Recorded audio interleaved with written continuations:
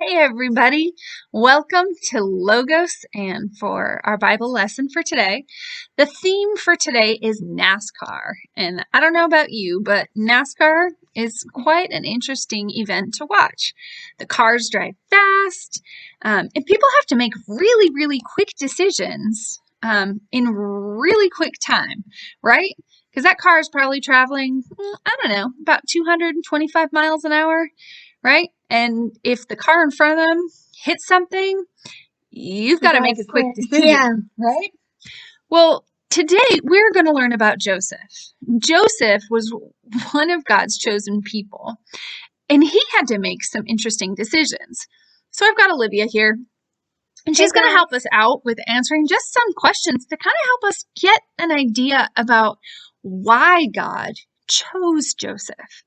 And sometimes that's hard to understand, especially when we're thinking about people in little sizes or in big sizes. So, I want to think about this question.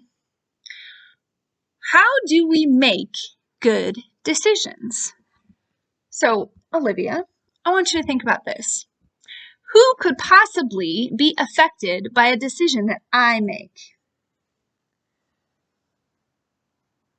The people around you. Oh, okay. So that would be you and all Jason, right? All those other people. Okay. So definitely the people that are around me. Now, what do you think goes into making that decision? So I want you to think about that. Like, I would actually have to think about, well, what are my core values?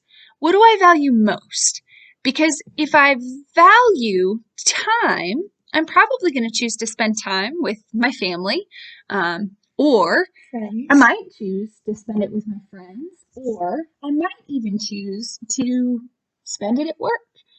So really paying attention to what I value most, that's what's going to direct my decision. And it's typically going to steer my head in one direction or the other. Kind of like a NASCAR driver, right? Their decisions are based on their training and how they've got to navigate back and forth. So when we look at Joseph, we really want to pay attention to the decisions that he's making, because his decisions are what define who he is and how God uses him in his life. So why don't you go ahead and grab the book that we're going to use. So first thing I want you guys to do is I want you to get your Bibles at home. And I want you to tell me, where can you find the story of Joseph? And I'll give you a hint. It's in the front. See if you can find it. All right. I hope you found it. If you thought about finding it in Genesis, you're correct.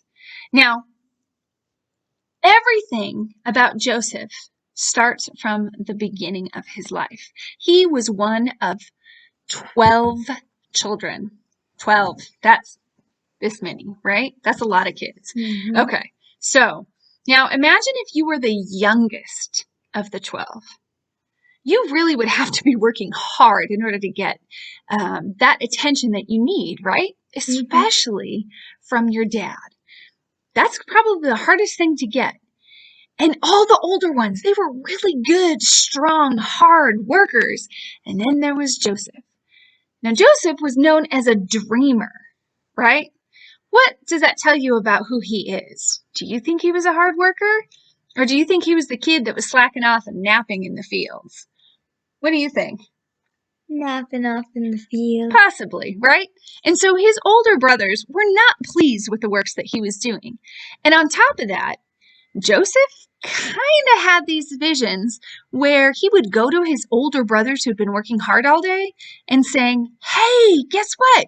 I just had this crazy dream, and I'm going to be in charge of all of you, and you are all going to bow down to me. Exactly. If you were in Joseph's position, you probably were thinking, that seemed like a good decision to make at the time. But in reality, we really think about it. There's a consequence. Exactly. How are the older brothers going to act? Well, they were clearly jealous and upset. First off, they thought, this little dude, why is he even bothering saying such things? And two, what really got them upset was the fact that Joseph's dad enjoyed this. He thought it was amazing. There was something about Joseph that really drew his dad. And so Joseph was favored, and the other brothers knew it. So some decisions were made that weren't the best decisions. And these were made by the brothers. So hold up this book.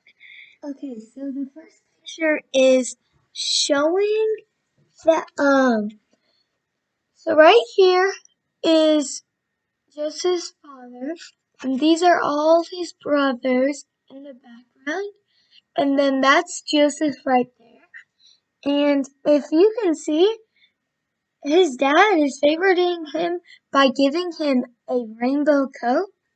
Yeah. Now, what you need to understand is that this is really important because it sets Joseph apart from everybody else in the family. And it's really the dad saying, I like this one the best.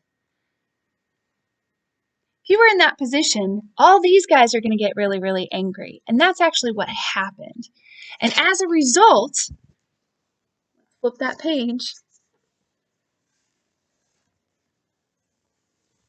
The brothers did what most brothers do, and they started talking and developing a plan. Now, most of the time, when you guys do things out of anger, you're not making the best decisions.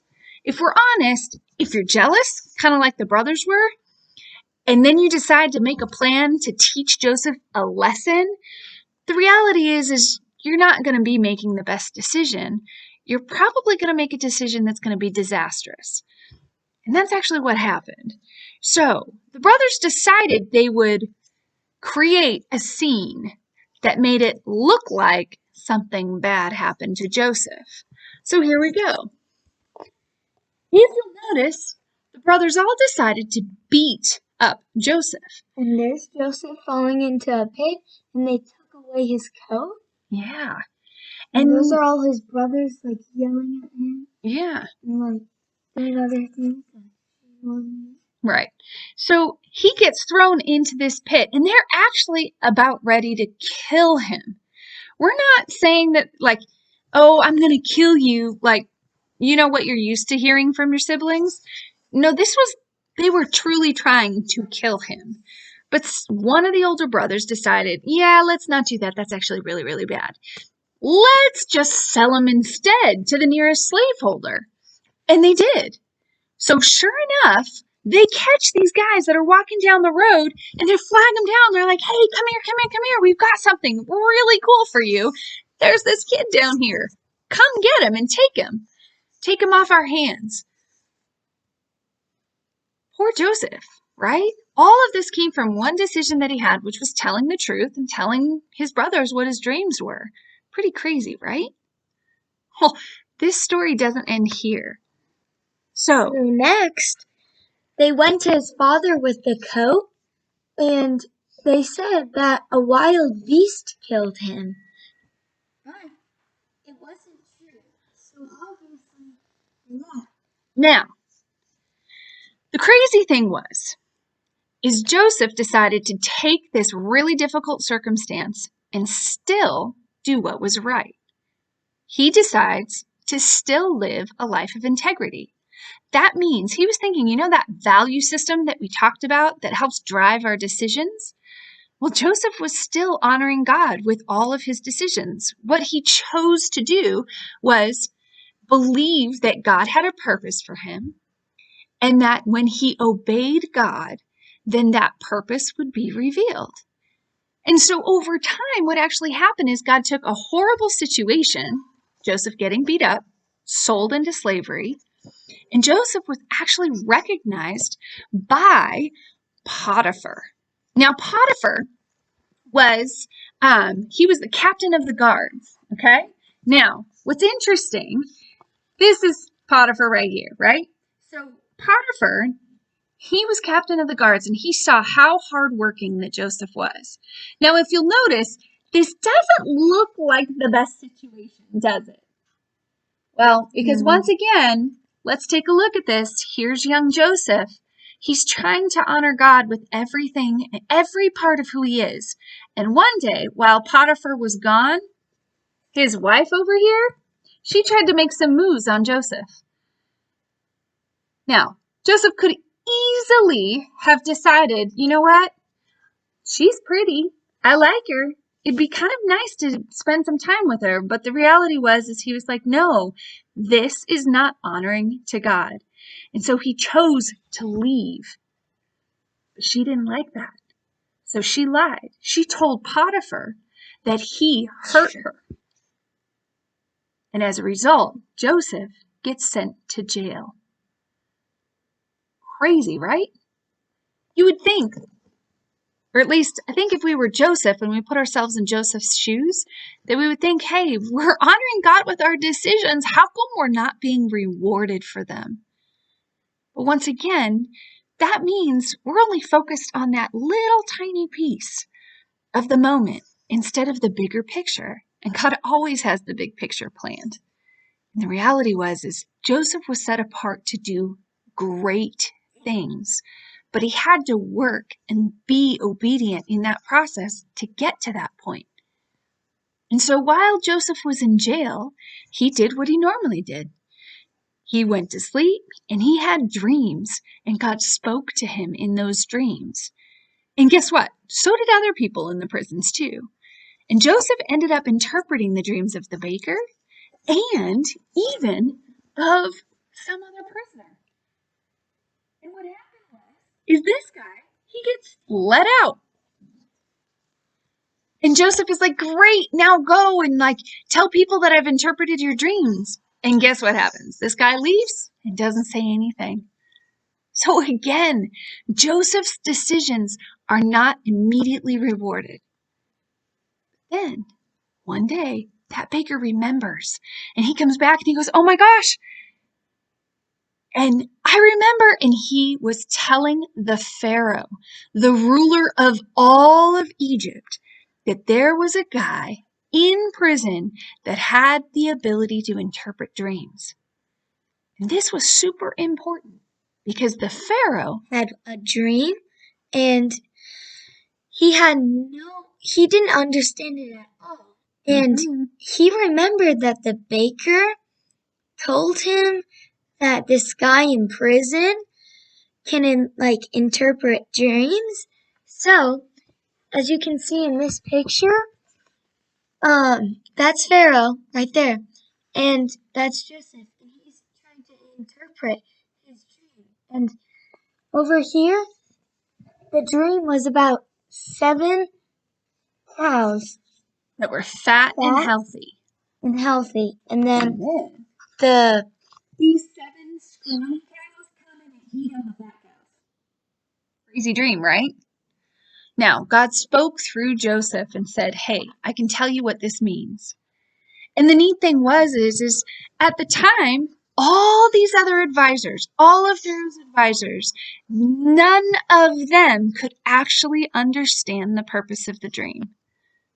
But Joseph, he stood before the Pharaoh and he said, you know what? I actually can't interpret dreams, but God can. And so God will reveal this to you if you're supposed to understand this. And guess what? He did. And as a result, then Joseph was rewarded. Joseph then was put in charge of all of Egypt. Counting grains. So what he did, the Pharaoh took off his ring and gave him nice, wealthy clothes to Joseph and made him ruler of, well, not ruler, but he was in charge. He was in charge of all of Egypt. Which was pretty crazy. Because remember, if we can think back to the very beginning of Joseph's life and how he responded to his brothers, he saw himself as being above his brothers. And now comes full circle. He is. Now, the crazy part about all of this is that there were 7 years of amazing growth. Okay? The crops were flourishing. Everything was doing really, really well. And then there were 7 years of famine. Just as Pharaoh's dream had visioned, and just as God had told Pharaoh, hey, this is going to happen. So during the 7 years of growth, Joseph was put in charge of setting aside grain and setting aside different types of food to preserve and save for that time of famine. And that famine hit and hit hard. No food, no crops were growing, animals were dying out, and it reached as far as Joseph's home. And so these brothers had to come to Joseph and ask for help. Now, once again, let's put ourselves in the other person's position. Okay? The brothers, they think that Joseph is totally gone.